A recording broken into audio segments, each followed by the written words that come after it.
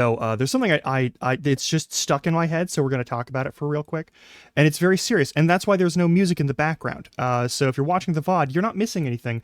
There's normally you're missing something because there's background music, either game chops or something from Shadow or someone else in the Dova Cinder project, or someone else who has non-DMCA music who's cool like that.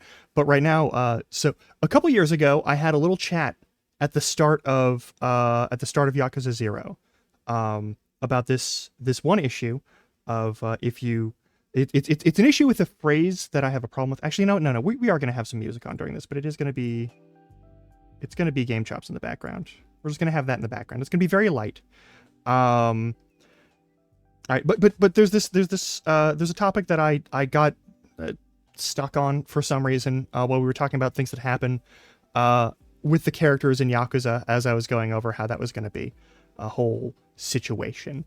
And the phrase, and I do hate this phrase, is you can't love anyone else until you love yourself, which is wrong.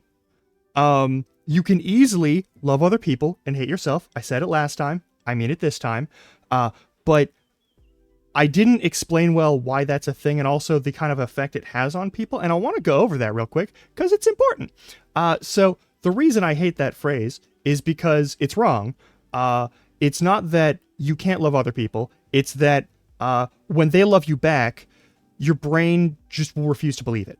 You won't believe it's real. You won't believe it's right. And you won't believe that you deserve it, which is not cool.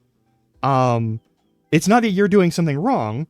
It's that your brain has been taught to only allow bad things, basically. Or maybe you haven't been taught to only allow bad things, but like, if you're going to have a feeling about something, the feeling that you have when someone compliments you or expresses affection for you in return to your affection is going to be grand elation, because you don't understand how you could deserve such a thing, even though everyone deserves to be loved. But also because you don't love yourself and you can't believe at the core level that you're worth anything, or worth loving, or worth the patience or compassion or kindness or affection or any sort of positive regard. Because of that, you'll start to doubt them, because in your brain, you don't deserve those things. And as a result, you'll start to question whether or not they're actually getting those things, or like they're actually giving you those things, or if they're like trying to find you tend to, because human beings tend to have pattern matching sort of like stuff in their brain. It's what we're wired to do, all of us pretty much. You'll start wondering why they're doing these things, because clearly it can't just be because they love you and they care about you. And that's going to be thing one. You'll never quite believe it if they aren't really obvious. And even when they're really obvious, let me try that again. I just fucked myself up a little bit there. But like, well, the main thing is, I hate this phrase, because you can easily love other people and hate yourself. The problem is, when they love you back, you'll never fully believe it. That's the main thing that I needed to take from this, all right? But also, when I talked about that last time, I didn't go over this thing super well. There's another issue, and it's worse. See, because when you don't love yourself, you don't think you're worth any of the things of like patience or consideration or respect or dignity or compassion. When you hate yourself and you get into a relationship, that also means that you don't think you're worth the like energy or difficulty of communication to have boundaries, which is another thing that can really mess you up. When you don't believe you're worth the conversation about boundaries. And I dated someone who was like this, and it was a nightmare, because you will never allow yourself to be in that position of vulnerability about, oh, this harms me, this bothers me, this offends me, this hurts, and I want something else. I don't want you to do that thing. I want you to do this thing. I'm uncomfortable with this sort of interaction. I don't want to hear these sorts of phrases, or like these things cause me distress, and I would like to not deal with them in the space of a relationship. And that is a thing. That is a boundary that you can have, and it's completely normal to have. But if you hate yourself, you'll think, but if I say those things, if I have needs, then they'll leave because they don't really love me and they don't really care about me, because how could anyone? Which is your brain lying to you after it's been conditioned for ages to not regard you as a person who's worth caring about.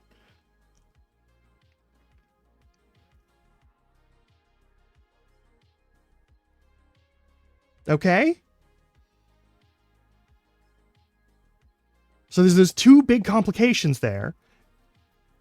And there's like a couple of things, because I don't hate myself. I do still have negative self-talk sometimes, but I don't let it run my whole ship, you know? The important thing is you got to start with your habits that you can control. Yeah. But the thing of it is, so when I talked about this, of how it's easy to love people when you hate yourself, but you can't ever believe that they'll love you, and also that when you don't even like yourself a little bit, it's basically impossible for you to consider that any of your wants or needs, including boundaries and including like various like etiquette things or whatever that you need to like be a normal person around another person, you can't consider that those boundaries or those needs are valid because you can't consider yourself as valid because you hate yourself. And the trick to all of that is like, I said that, but I didn't really talk about why it's good to like yourself, which it should be self-evident, but some people just can't recognize it. And I don't know if I'm really qualified to go into that one, but I do know that like the way you build at least a self-tolerance or a self-neutrality is to cut out a lot of the like self-hating habits that you have. There's a lot of people who are like, hey, do not self-deprecate. Don't do it. And they're not joking, because it's that one little like galvanizing sort of self-destructive habit where if someone doesn't immediately attack that sort of self-negativity, or even if they do, it's hard for you to like recognize that it's not true, and it is more often than not completely untrue. Like self-negativity is the first thing you have to carve out of your own habits and behaviors. Really, if you have an issue with this, it's really important. I will say this, and you won't believe me if you hate yourself, but you are worth the patience and kindness and consideration of others. You deserve that from other people. Inherently, you deserve that from other people. If no one else is telling you that today, I'm doing it. And I'm right. I'm just going to tell you this right now. I'm right. I know I'm right. I've seen this happen again and again where people are like, I don't do it because I did this or that bad. Yeah, everyone fucks up, everyone hurts other people, and everyone makes mistakes. That's called being human. It is the price of being human, is that we all must fuck up and we all must eventually die. That's how it works. Yeah, I'll do those things later. But like, you're still fucking up doesn't make you less worthy of love or consideration or compassion or patience. They are the other side of, you deserve those things partly because being human means inherently fucking up, and we all deserve patience and kindness and compassion and consideration. You should have the right to live in like freedom and dignity, to be yourself, and also making mistakes, even when those mistakes hurt other people in some way, don't disqualify you from like basic human rights. And that's a controversial statement in a world where everyone is like 2 seconds away from being canceled on the internet. But like, that's its own thing. My issue with that is its own. You can't really have justice when all you have is constant harassment. Like, people have to be given the chance to grow and learn again, even if it's not around the people that they harmed in the past, even if it was maliciously. Which is not the same as like institutional structures committing violence. It does go hand in hand with it, but that's, again, there's a lot of nuance to that talk, and I'm not really going to dig into that right now because I'm here to talk about interpersonal stuff. I'm trying to stick to the like that level. So again, to summarize all of this, we can't do this over Somewhere Over the Rainbow. I'm sorry, Game Chops. We cannot do this over Somewhere Over the Rainbow. Game Chops is playing Somewhere Over the Rainbow. If you're watching this on VOD, I had to pause that because it's a MIDI version of Somewhere Over the Rainbow, and it's just very not appropriate for this conversation. Hey, so to summarize this in full, as I've said before, I hate the phrase, you can't love other people until you love yourself, because it's wrong. You can easily love other people if you hate yourself. But you won't ever actually feel their love for you when they reciprocate, inevitably, because you won't believe you deserve it, and your brain has taught you that you can't have it. Or that you've taught your brain that you can't have it, however you want to phrase that. That also means that you cannot prioritize or advocate for yourself as a person who deserves things all people deserve in those relationships where people want to do right by you, which means, due to the power of communication issues, you will in fact be helping to contribute to the harm that is engaged upon you. And I know that because I've been in relationships where I was asking them questions all the time, and they basically said, stop asking me those questions, but then they also got mad when the answers to those questions were things I didn't know. Which is not a good relationship setup to be in, but to be fair, that person didn't like themselves very much, but was still perfectly capable of resenting someone for not upholding those dignities and standards.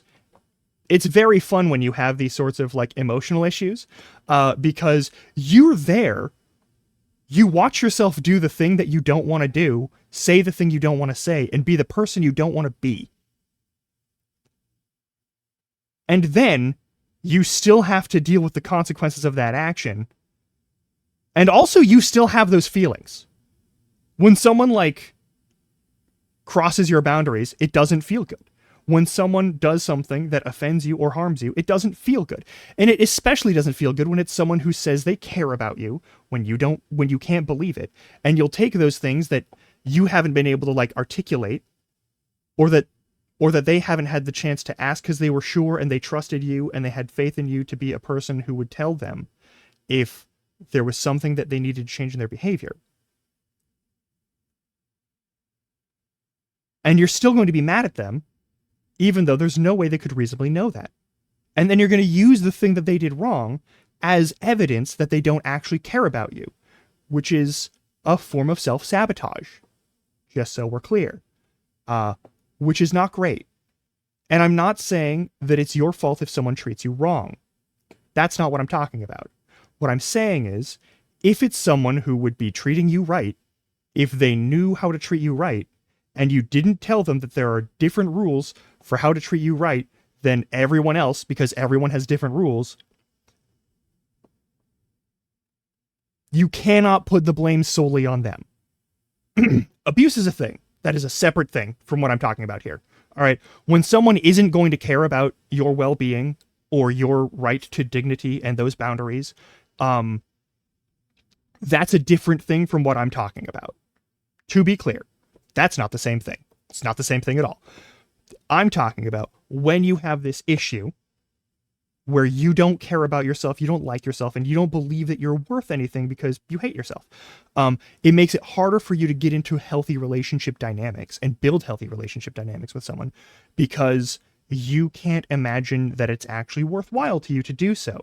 You can believe it like scientifically or like logically, however you want to describe it, but that doesn't change the fact that your habits and your instincts are all going to be screaming against doing what's healthy in a relationship. Because trusting someone requires vulnerability. And if you are in a situation where you really don't like yourself, where you hate yourself, obviously you're going to have a hard time trusting yourself or others and being able to have those moments of vulnerability, because you don't think that you're worth sharing with someone. You don't think those core parts of you, those very tender and emotional parts of you, are worth sharing with another human, which is wrong. But just because it's wrong doesn't mean that you're going to realize that it's wrong. You know? Like, that's a whole thing. So in short, the first things that you can do to like get past that, I think I could turn on the music again now, so I'm going to do that. So one of the big things that you can do is change your personal habits in the way you regard yourself. The first one that I did was I made a habit of cutting out all self-deprecation from any conversation. I refuse to refer to myself in a negative fashion, which is not the same as not owning up to, like, making a mistake. Because I'm honest when I screw up all the time. If I mess something up, I'm honest about it. I'm upfront about it. Oh, I goofed. I made a mistake.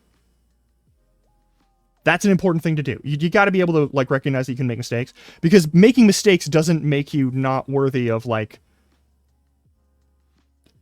humanity. You know, like, that's all I got. Like, you still deserve, like, the respect and dignity of any human being, even when you make mistakes. Partly because all humans do it. It's part of the rules.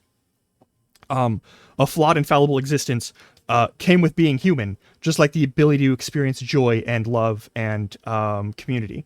And those aren't necessarily, like, exclusively human behaviors, but they are things that all humans can share. Anyway, so first thing, cut out your self-deprecation. And I do mean that. Stop talking shit about yourself. Okay? Stop talking shit about yourself. Please. I'm begging you to stop talking shit about yourself. It's not cool. It's not cute. It might be funny in a couple of instances, but that doesn't make it worth it. And there are ways that you can say stuff that still makes you, like, the clown in that scenario without you insulting yourself. It is doable. It's very doable. And you will learn as you cut that habit out and you make that a forbidden thing for yourself of talking down about yourself and getting down about yourself. Like, you don't call yourself ugly. You don't call yourself stupid. You don't call yourself some sort of worthless whatever. You don't talk shit about yourself anymore. That's the first thing you got to do. And I know it's really tempting all the time. It is like an acculturated thing, especially in the English-speaking world, to do self-deprecation as a form of humor. And it's I get it, but it's bad. It's bad when you hate yourself. You can try going back to it when you no longer hate yourself, but you got to take it off the table until you get better at, like, giving a shit about yourself and recognizing your own value as a human being. That's thing one. Thing two. Anytime you have a bad interaction with someone, and here's the thing, not everyone can afford therapy. All right, I get it. Therapy's great. I learned these skills because of therapy. I had someone to coach me the way you'd have someone, like, coach you at a gym, but, like, with emotional well-being stuff. That's what therapy is at the end of the day. It's not just, like, talking at someone, them going, oh, that's interesting. Hey, pay me $100. No, it's literally like, okay, let's break this down. What happened? What went wrong? That's like there's a whole version of therapy that is that. Of you take an incident where you had a bad conflict with someone and it felt bad and a whole bunch of stuff went wrong, and you figure out what the actual, like, underlying issues are that caused you and that other person probably to act a certain way, and then you figure out how to interact in a more respectful and meaningful fashion with other human beings. It's great if you can get good therapy, because that's what good therapy does, is it teaches you those skills, especially if no one else has taught you those before, or if they've forced you to learn things that are the opposite of those things. But if you don't have that, you can still, like, go over those things and work on and think about those things. And it's important that you do so without, like, judging the other person or judging yourself about the things that you've done wrong. And that's the other thing. You have to stop judging yourself for making mistakes. You have to accept it. You have to accept the shame or whatever of you made a mistake. But then you have to look at it and say, to be fair, I've only been alive this one time. And I'm only going to be alive this one time. Exactly. There is no version of this. Like, I'm going to be honest. If there is someone in the world who is immortal, they're still probably human at the end of the day, or started out as human.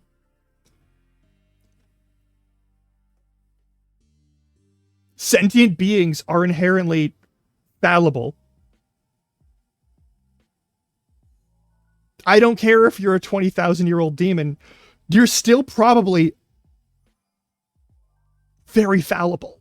It's just, I'm going to be honest. You're still going to fuck up a lot. I don't think that thousands of years of living necessarily makes you more wise. I don't. It's just a thing. So yeah, we're all flawed mortals. And that applies even if somehow you aren't really mortal. But the biggest thing is, and this is I think the most important part of this, whenever you have a bad interaction, or whenever you feel bad about something, whenever you feel like something has gone wrong, like anytime you have like you hang out with your friends and you don't feel good after hanging out with your friends,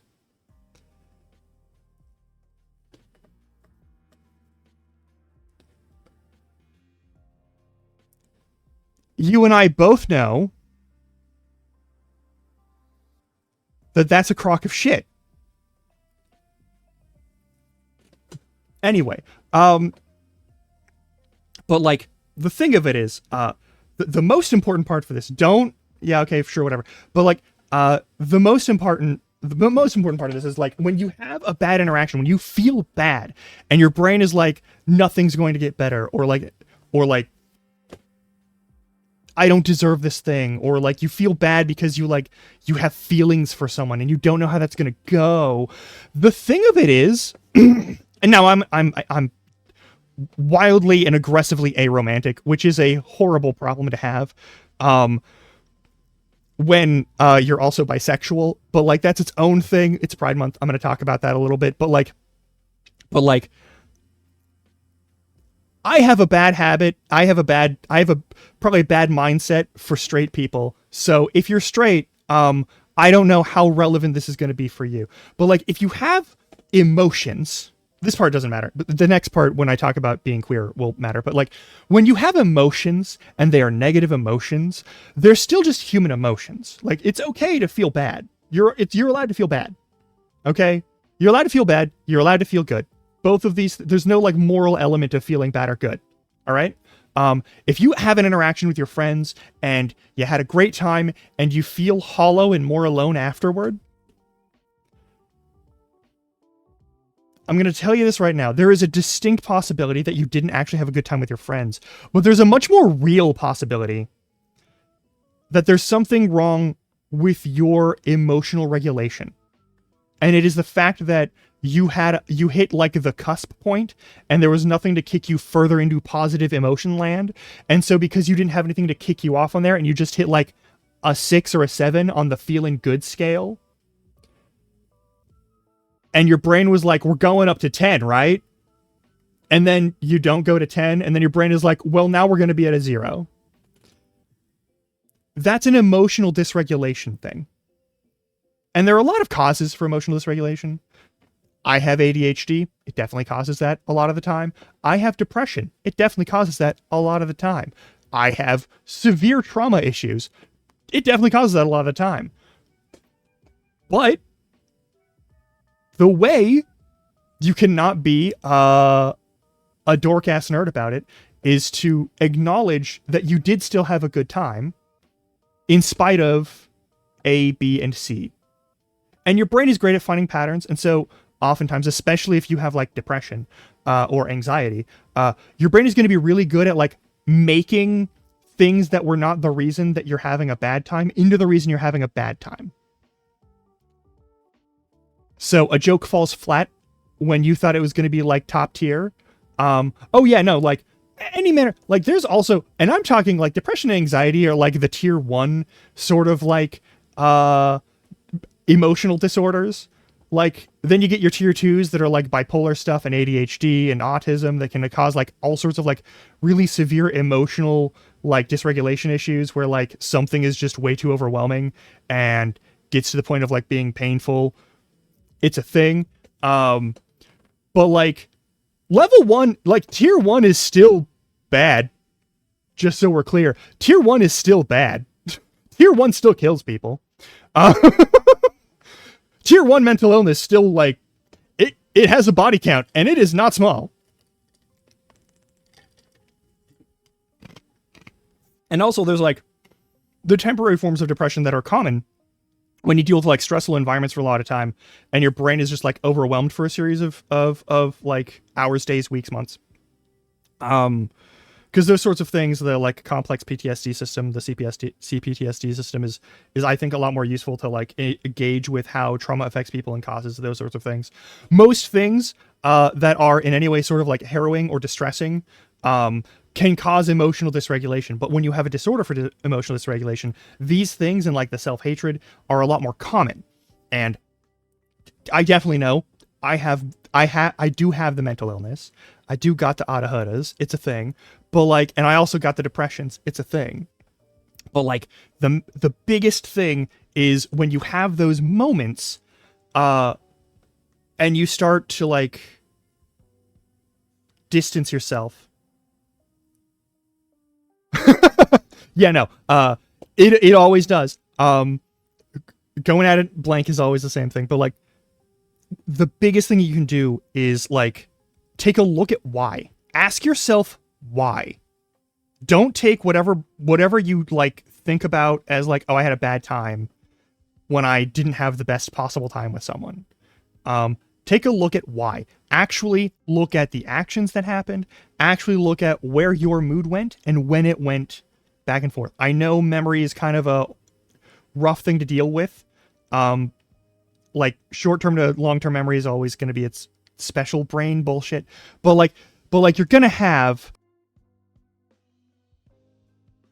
anxiety issues and bipolar issues with memory and, like, schizophrenia issues. Like, there's all sorts of mental illnesses and mental disorders and just stress levels that can affect your ability to remember things. And if all you remember is that you had a good time until you didn't around people, you're going to get out of the habit of believing that it's worth being around people. And that's going to cause you to self-isolate and get to, like, full-blown depression and things. And please don't do that to yourselves. I am basically isolated due to the fact that I live way outside of walking distance from all of the people I have known for 90% of my life. And it sucks. It absolutely sucks. It sucks all the time. And also, because I got the IBS, it makes me a travel hazard. For anything more than 30 minutes of driving, which also sucks, which means that I don't get to go and see the people that I care about and that I've built a community with over decades. So that's a thing. And I'm a little bit isolated right now, but I keep my, like, interactions with people up as best I can, even if it's just through the internet. And even if it's just through, like, calling people. Like, Recane, for an example here, Ahmad, dear friend, calls me whenever he's walking home from work, which I really love and appreciate, by the way. That's really nice. And I actually really like talking with you. I also am so mad that there are so many times where people call me to talk to me as a friend, and I am in the bathroom. It's less often now, but it's still more than zero, and that's more than I want, and I'm sorry. But, like, that's a thing, and it's important to keep those things together, and it's important to build habits, and it's important to, like, deconstruct negative reinforcement habits like self-deprecation and, like, big negative self-talk, and, like, the sort of, like, the urge to have knee-jerk backlash whenever someone does something that isn't necessarily wrong but bugs you.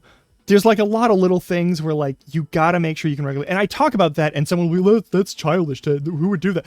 Anyone who has a bad time regulating their emotions is gonna have a situation where they get weirdly bitchy or grumpy or angry or, like, feel extreme distress at what shouldn't cause that, but does anyway, because we're all human.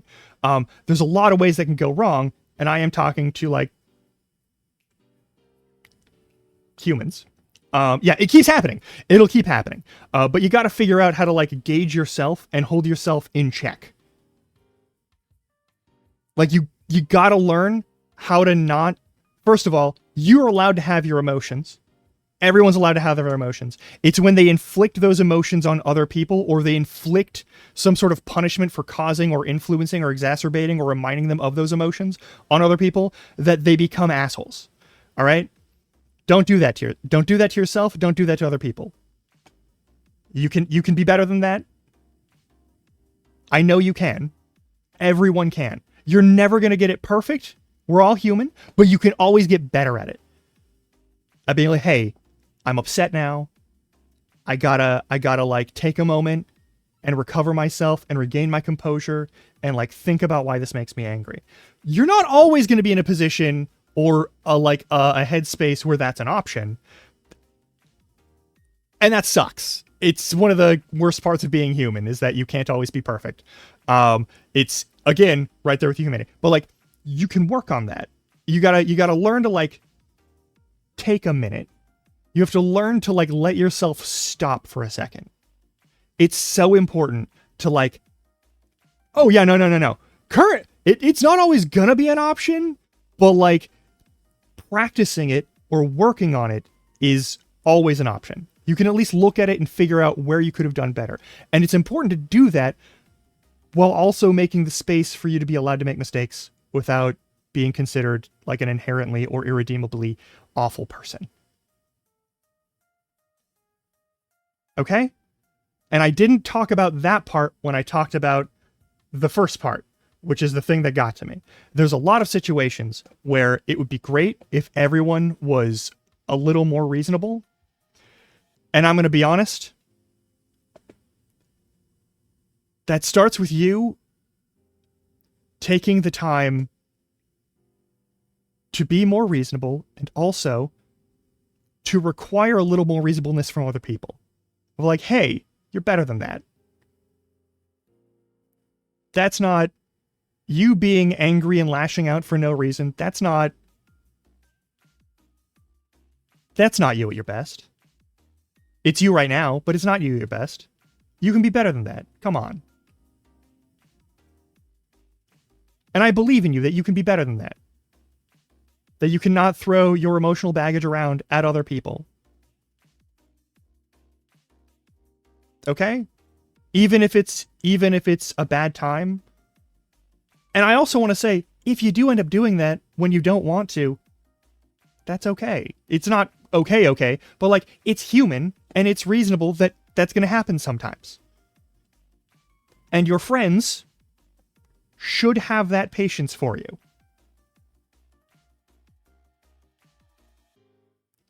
I've taken so many years of therapy, and I've made a lot of mistakes. I have friends all the way back from like high school, and I'm so lucky to have built and maintained those friendships. It is not that we're all the same people. None of us are the same people we were like 15, 10, 5, 2 years ago. But we're all still friends, and we all still care about each other. And yeah, arguments still happen. But like, at the end of the day, we're still there for each other. And that's an important element. You have to make space for that growth and that change. And you also have to be willing to give yourself the time and the patience to work through not being your best self.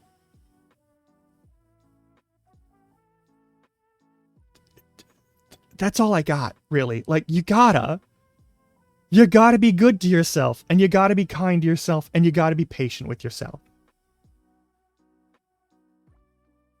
And yeah, you do have to love yourself a little bit. You at least have to be, like, cool with yourself. Alright? I'm not asking you to have, like, the biggest ego, but I am asking you to be like, hey, I fucked up, but it's okay. I am a human at the end of the day. It's gonna happen.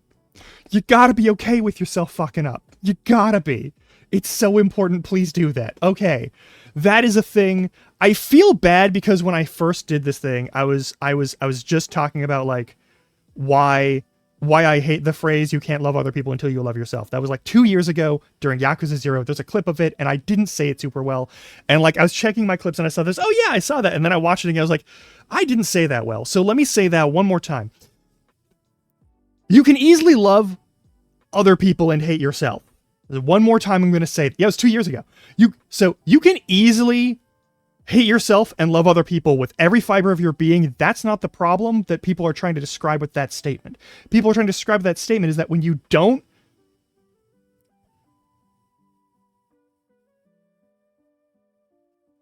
yeah, no, there's a whole, yeah. But like, again, I'll start this one more time. It's okay. It's okay to not be deeply and madly in love with yourself right now. That's a goal that you should totally have. You should like who you are and the things you do. That's a thing that you should work on whenever you get the chance. Okay? It's easy. It's easy to love other people when you hate yourself. It is very difficult, if not impossible, when you hate yourself and you are loving other people, to like feel and accept and acknowledge the reciprocation from them as a thing that's actually happening. You'll never, when you hate yourself and you love other people, you'll never believe it when they love you back. And that's the real problem. And because you'll never believe it when they love you back, you'll still be stuck in the space where you don't think that you're worth loving. And you have to know that you're worth loving. You have to.